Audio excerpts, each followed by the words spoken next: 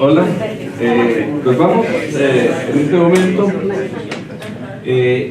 a dar inicio, ¿verdad?, con nuestro programa de conferencias, con este 24 aniversario de la Asociación de Pensionados y Jubilados, 24 aniversario, festejando con estas conferencias muy interesantes.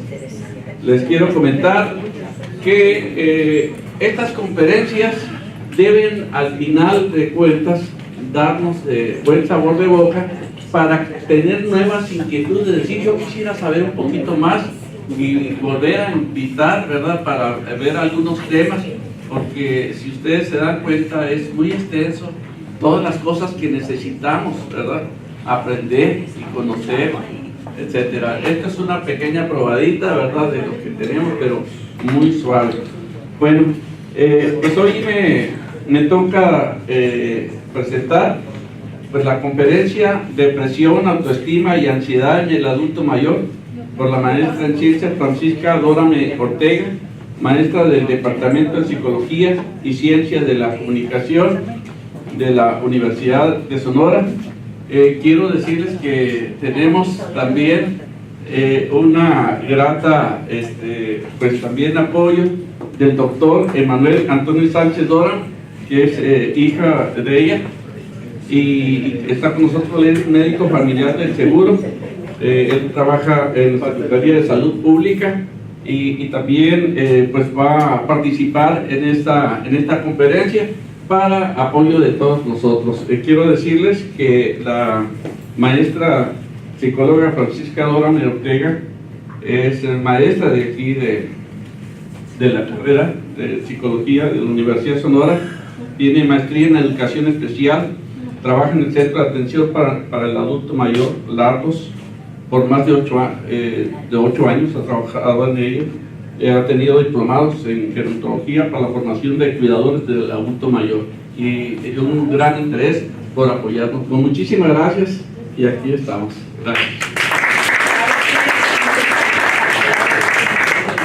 Buenos días, perdón. Quisiera darle las bienvenidas a todos y cada uno de ustedes. Creo que la ponencia, la exposición de nosotros de depresión y ansiedad es un tema que a mí en lo particular, pues uno puede leer mucho hoy en internet, ¿sí? Entonces yo quise invitar a mi hijo, no porque lo conociera ni porque venga disfrazado de médico ahorita, es producto del trabajo de la universidad, su formación. Entonces de alguna manera que venga y nos explique en términos médicos, pero al alcance de todos nosotros, qué es la depresión y la ansiedad, ¿sí? Y yo en lo particular les voy a hablar de lo que es la autoestima en mi trabajo profesional que yo he desarrollado en una casa para adultos mayores.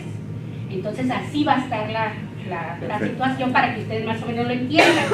Le pedí a él que no utilizara demasiado glamour en la terminología médica, igual que yo tampoco lo voy a hacer dentro de la psicología, para que cada uno de nosotros nos quede claro y aterrizable, que nos sea útil de alguna manera. Son 3 temas que la verdad son muy extensos los 3. Reducirlos a 1 hora fue así como de campeonato mundial, ¿sí? Era tema por tema, ¿sí?, por hora tal vez, y ni aún así hubiésemos alcanzado a abordarlo en su totalidad. ¿Ok?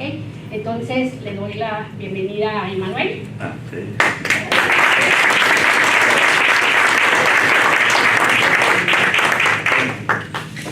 Voy a hacer mucho ruido.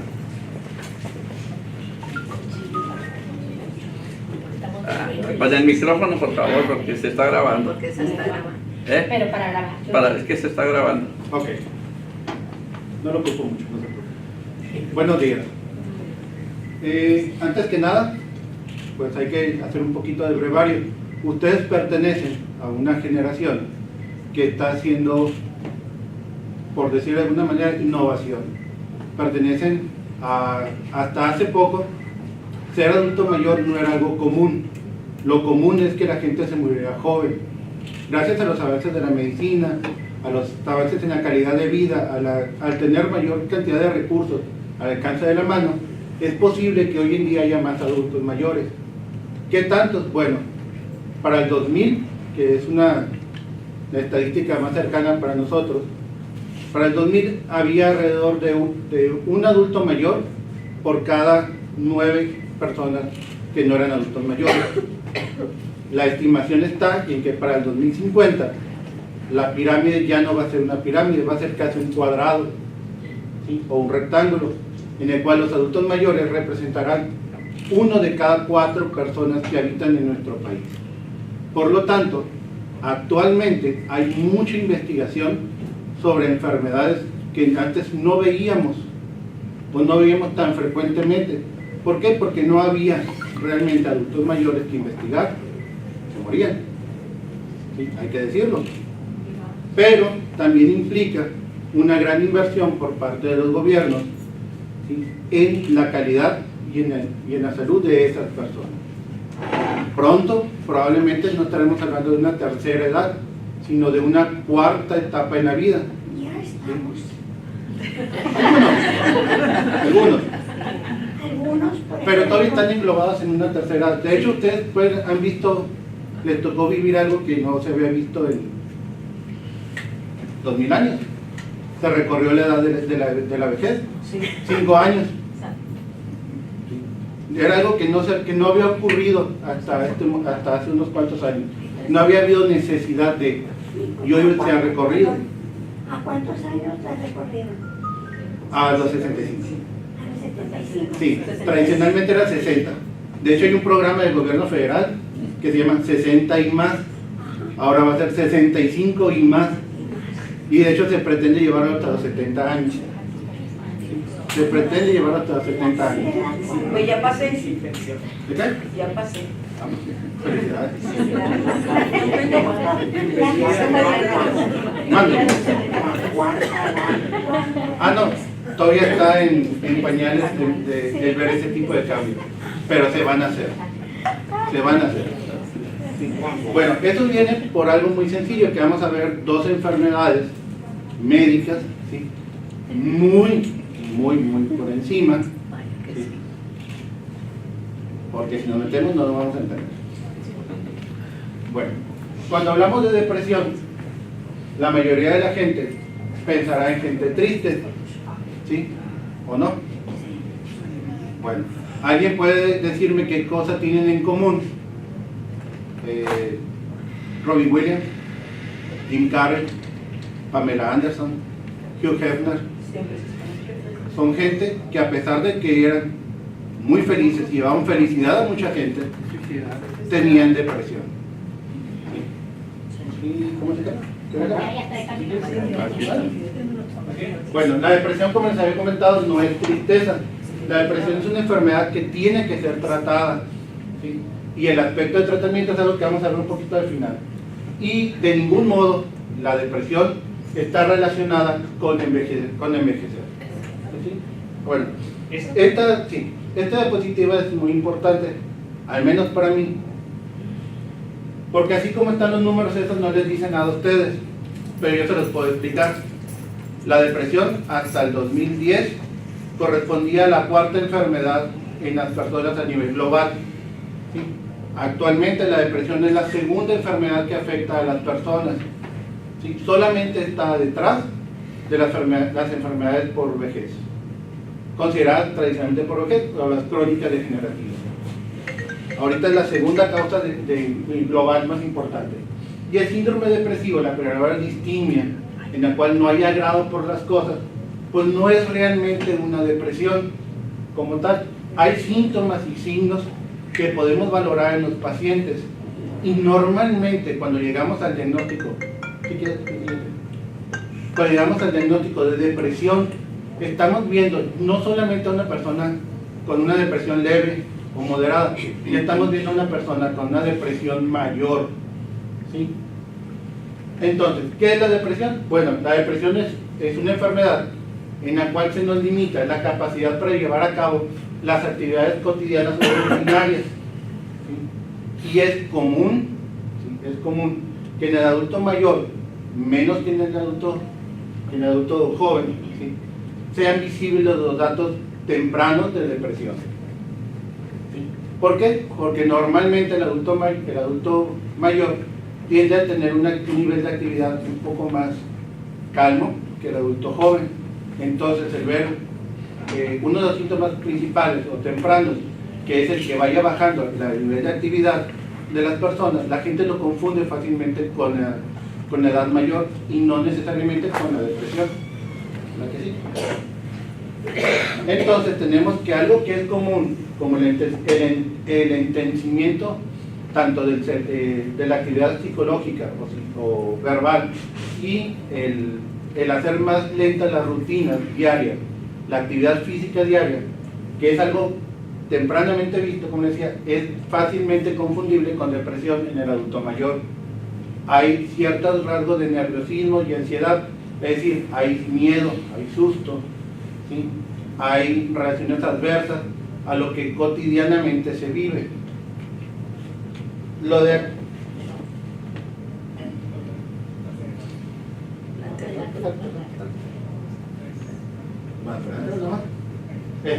alteración del ritmo nictameral. No, nictameral yo no lo entiendo como tal, ¿no? Pero así venía. Es el ciclo circadiano. El ciclo circadiano habla sobre el sueño vigilia, es decir, dormir cierta cantidad de tiempo para tener un sueño reparador, que por lo general es en la noche, ¿sí? Y tener actividad en el día. El adulto mayor tradicionalmente se despierta muy temprano, ¿sí? Muy temprano, y algunos se duermen hasta incluso tarde, ¿sí? O duermen pocas horas durante el transcurso del día, y eso se considera normal, pero se ha visto que alteraciones en ese ciclo también están relacionadas estrechamente con depresión. Hay gente con depresión que duerme 2-3 horas en el día, o gente con depresión que puede dormir 14, 16 horas en el día.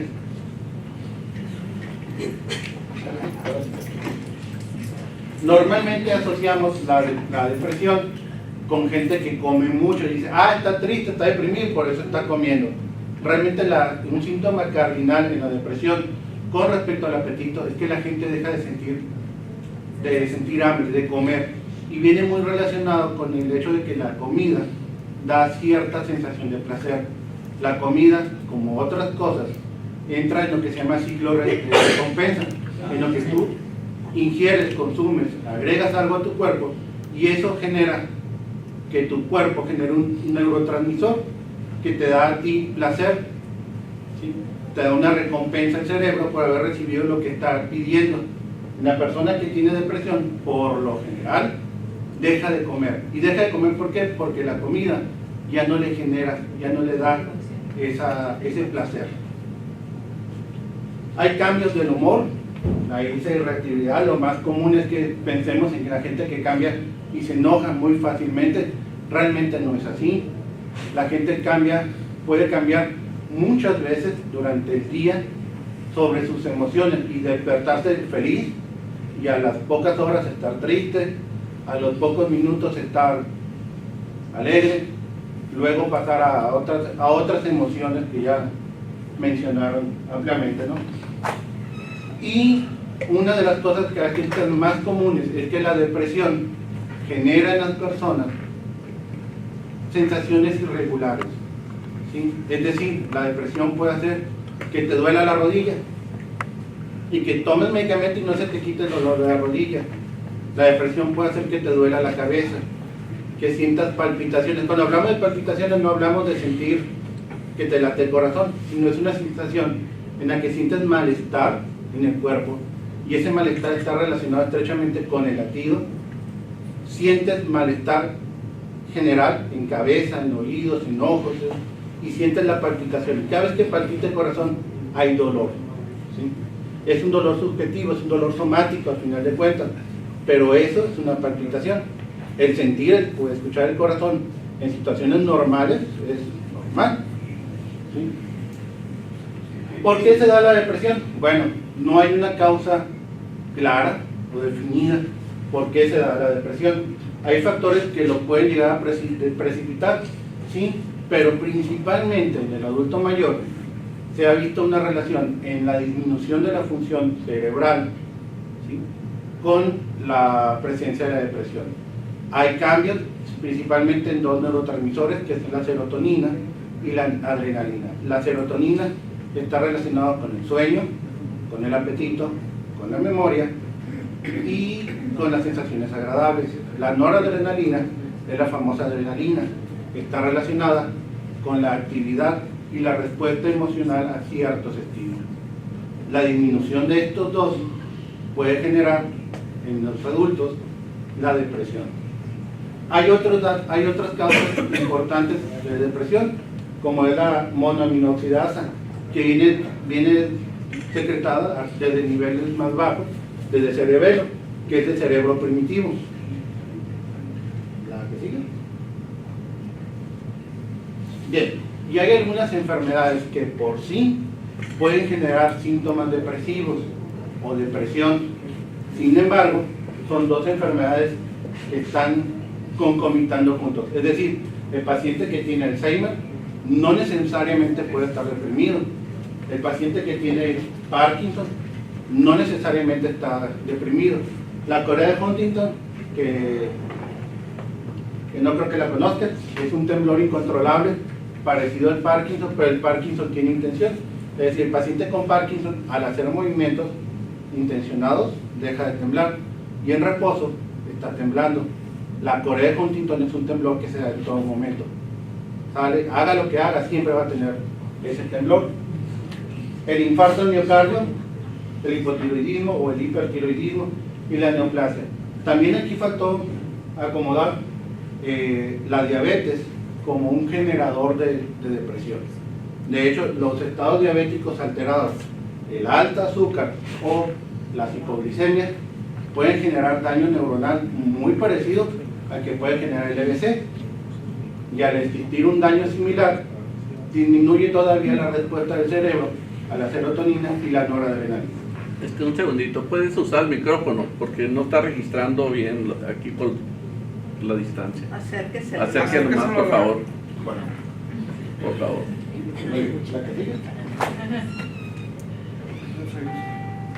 Bueno, en el adulto mayor, otra situación que se da comúnmente es el hecho de que hay una mala absorción del intestino de algunos nutrientes o macronutrientes, y eso puede llevar en un momento determinado a la depresión. ¿Cuáles son? Pues ahí vienen mencionados el ácido fólico y la vitamina B. No solamente juegan un papel importante la mala absorción intestinal propia del adulto mayor, sino que también el uso de algunos medicamentos puede afectar la absorción de algunos nutrientes, así como las alteraciones a nivel cerebral que influyen en que se genere la depresión. Los beta-bloqueadores, la benzodiazepinas, pues yo creo que eso es más común, ustedes las ubican bien: alprazolam, clonazepam, midazolam son las más comunes, la sertralina, la imipramina, que también están relacionadas. Los beta-bloqueadores, para que se ubiquen mejor, el propanolol, que yo creo que si les pregunto, levantan la mano quién toma propanolol, por lo menos 5 de aquí van a tomarlo. O el metoprolol y el propanolol, que son los más comunes. Esteroides no veo ninguno que use. La que sigue. Muy bien. Bueno, nosotros cuando vemos a los pacientes que tienen depresión, hay 4 cosas que les vamos a preguntar. ¿Qué? Pues principalmente vamos a preguntar por ansiedad, vamos a preguntar por sintomatología en el cuerpo, qué molestias tienen, y vamos a investigar que esas molestias tengan o no una relación con algo fisiológico de su cuerpo. La falta de interés por cosas que tradicionalmente le causaban placer, como ya habíamos hablado de la comida, o el tener a los nietos cerca, y los cambios de humor. ¿Qué tan frecuente ocurren los cambios de humor? ¿Y qué relación hay entre el medio externo, lo que está ocurriendo alrededor de la persona, con los cambios de humor? Porque en la depresión el cambio de humor no está relacionado con lo que está viviendo. Es decir, te atropellan al gato, ¿sí? Lo más común es que si tienes apego al gato te sientas tristeza, te decaiga tu estado de ánimo. Bueno, que ese factor externo no influya en tu estado de ánimo Es un dato importante para la depresión. Y como les decía, hay características o sintomatología de depresión. ¿Cuáles son? Astenia, que es el hecho de no tener ganas de hacer las cosas o fuerzas para hacer las cosas. Cefalea, que es el dolor de cabeza. Palpitaciones, que ya habíamos hablado de ellas, es la sensación molesta, incómoda, que se da con el propio sentir del corazón. Dolor, mareo. Disnea es la sensación de falta de aire cuando haces actividades cotidianas o comunes. Si normalmente van y caminan de la casa al parque, de la casa a la tienda, y es algo común que hacen y que de repente empiezan a sentir la falta de aire. No les falta realmente, pero sienten esa sensación. ¿Sí? Y otros trastornos. Cuando hablamos de otros trastornos gástricos es donde entra la colitis, las úlceras, las demás enfermedades. ¿Cuál es el tratamiento de la depresión? Bueno, el pilar del tratamiento de la depresión es la psicoterapia, la modificación del manejo de las emociones, el aprender a manejar las emociones, y se puede apoyar con medicamentos, sobre todo cuando llegamos a hacer diagnósticos de depresión mayor. Les decía, es cuando damos medicamentos. Inicialmente se inicia siempre con medicamentos y luego en función a la psicoterapia va reduciendo el medicamento. ¿Sí? Es decir, la depresión no se cura con tabletas o pastillas, se cura con terapia. Y es algo muy importante, porque a veces acudimos al médico y el médico solamente, viene por la pastilla de depresión, y les da la pastilla y no hace hincapié en la terapia psicológica o psiquiátrica, que ustedes que ya lo saben, hay que hacer hincapié en que no me va a mandar con el psicólogo, no me va a mandar con el psiquiatra. ¿Por qué?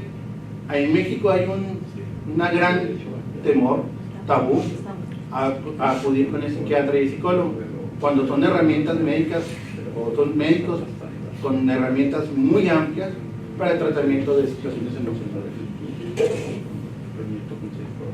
Y la ansiedad. Es un tema muy bonito, a todos los médicos nos gusta ver ansiedad a las 3 de la mañana.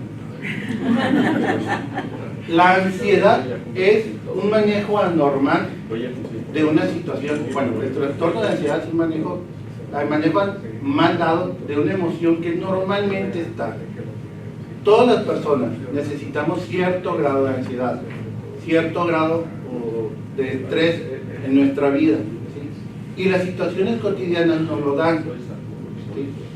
Tradicionalmente, si ustedes recuerdan, cuando aprendieron a manejar era miedo, pavor a mover el carro, y hoy en día prácticamente pueden ir manejando, hablando por teléfono, pintándose las uñas y regañando a los nietos atrás. ¿Sí? ¿Qué ha ocurrido? El manejar les ha quitado la conducta repetitiva, les ha quitado la ansiedad en manejar. ¿Sí?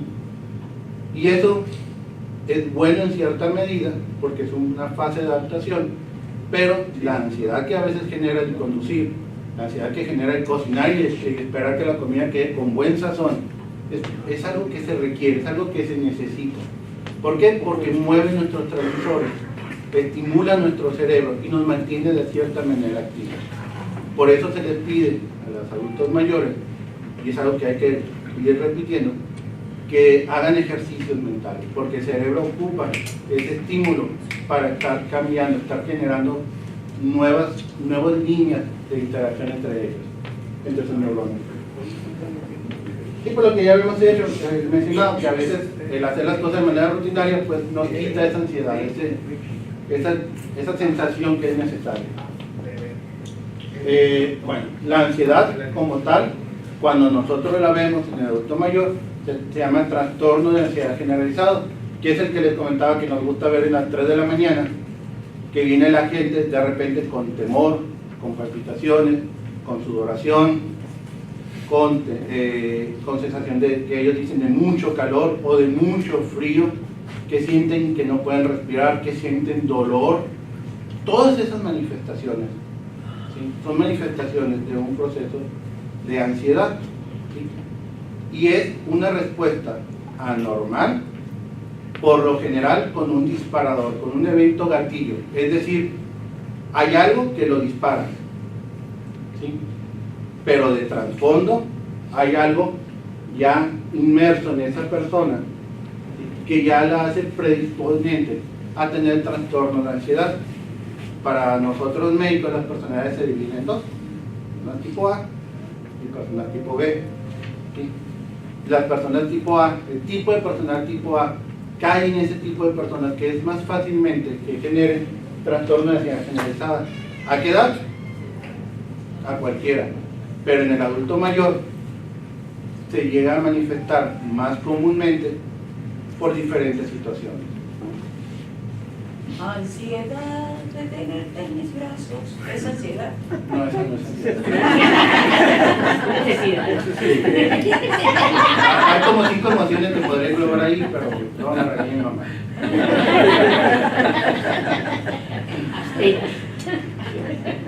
Como decía, no todos tienen la misma posibilidad de, va con el tipo de personalidad, va con los procesos de adaptación, va con la forma en que manejemos el duelo. Todo nos da duelo. Algo que comentaba hace ratito allá una persona, todo es duelo, todo. Una emoción anormal nos da duelo. Primero no la queremos ver, luego pues tratamos de ver que sí, tratamos de negociar con nuestro duelo y luego hacemos los ajustes para aceptar eso. Pero las emociones felices también nos dan un duelo, pero más cortito, pasamos más rápido de un punto a otro. Bueno, todas las personas podemos hacer eso. Algunas personas mal. Y ese duelo queda incompleto por una acción. Y eso lo vamos acumulando, lo vamos acumulando, lo vamos acumulando, lo vamos acumulando. Y a medida que vamos juntando emociones anormales por situaciones cotidianas, llega un punto en que un evento, a veces sin mucho chiste, por decirlo de alguna manera, dispara nuestro sistema neuronal y nos da un ataque de ansiedad, que es también reconocido como ataque de pánico, o, no lo voy a decir porque también me regañan, pero normalmente llegan al hospital. Hay muchas formas de trabajar la ansiedad, ¿sí? Bueno, ahorita la vemos. No, está bien. Bueno, esto viene básicamente de lo que les comentaba. Hay estudios que hablan que la ansiedad y la cognición, el cerebro pensante, el cerebro racional, son necesarios. Necesitas ansiedad para tener un cerebro funcional. Eso es lo que habla el estudio de Mental Health y Brenner en el 2007, hace casi 10 años. ¿Verdad que sí? ¿Ya lo dije? Ya, bueno, una para atrás. Ok. Antes de terminar, como dice allí, hay que comentar que la ansiedad, como la depresión, también se maneja con medicamentos de primera intención. Cuando llegan a los hospitales por trastorno de ansiedad generalizado, lo primero que hacemos es dar una pastilla y esperar a que haga efecto la pastilla y la ansiedad disminuye. Es una manera pues no fisiológica, no normal de manejar la ansiedad. No es la solución. La solución es resolver los conflictos que llevaron a esa persona a ese trastorno de ansiedad. Entonces, siempre que nos llegan con ansiedad, vamos a dejar un medicamento y les vamos a dar manejo, a lo mejor para continuar en casa. Pero lo ideal es acudir a terapia, ya sea psiquiátrica o psicológica, psicoterapia, para el manejo de esas emociones. Aprender a cerrar ciclos, aprender a manejar lo que se puede y lo que no, ¿sí? Es manejar ese duelo personal y evitar ese tipo de enfermedades. Y esa representación, sin mucho hablar sobre transmisores neuronales y medicamentos. Mande, doctor. Doctor, ¿y qué hay sobre la bipolaridad? Está hablando de otra enfermedad totalmente diferente. La depresión y la bipolaridad no son dos entes iguales, ¿sí? La bipolaridad es una enfermedad en la cual está mal dado los receptores en nuestro cerebro para la recepción de ese estímulo que da el neurotransmisor, y que por estar mal dado, ¿sí?, nos pasa de estados eufóricos a disfóricos, y es en ciclos. Son dos emociones, y esas emociones se van ciclando, tanto como 15, 30, 40, 500 veces en un día, a una o dos veces en el mes. Pero es un problema de neurotransmisores y receptores en el cerebro. La depresión no. La depresión, a pesar de que sí es un problema de neurotransmisores, hay otros factores, como los emocionales, que influyen en que se dé la depresión. Y por lo general, como le comentaba, va decayendo la función cognitiva, la función corporal, a la par durante un tiempo prolongado de aproximadamente 6 meses. Va en descenso, esos dos tipos de cosas, y en la bipolaridad no, va cambiando en el mismo día, en el mismo mes, en la misma semana.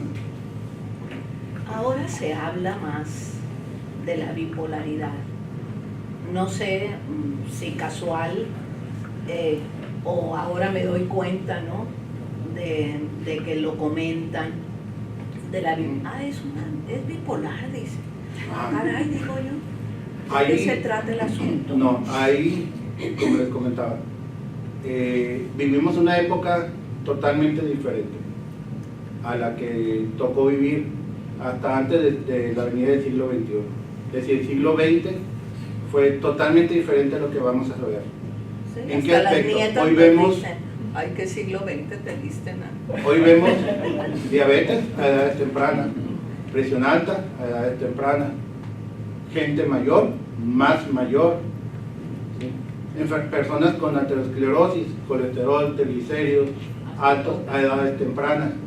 Y ese tipo de cosas, aunado a los factores externos, ¿sí?, el humo, el estrés, la agitación en la vida, las horas de sueño, la alteración en los medicamentos, la alteración en los alimentos, en el manejo y la producción de esos alimentos, en el cual hoy son acelerados para poder cubrir las necesidades de la persona, va a conllevar a que aparezcan nuevas enfermedades. Ya hay nuevas enfermedades. Hace 20 años no existía síndrome metabólico.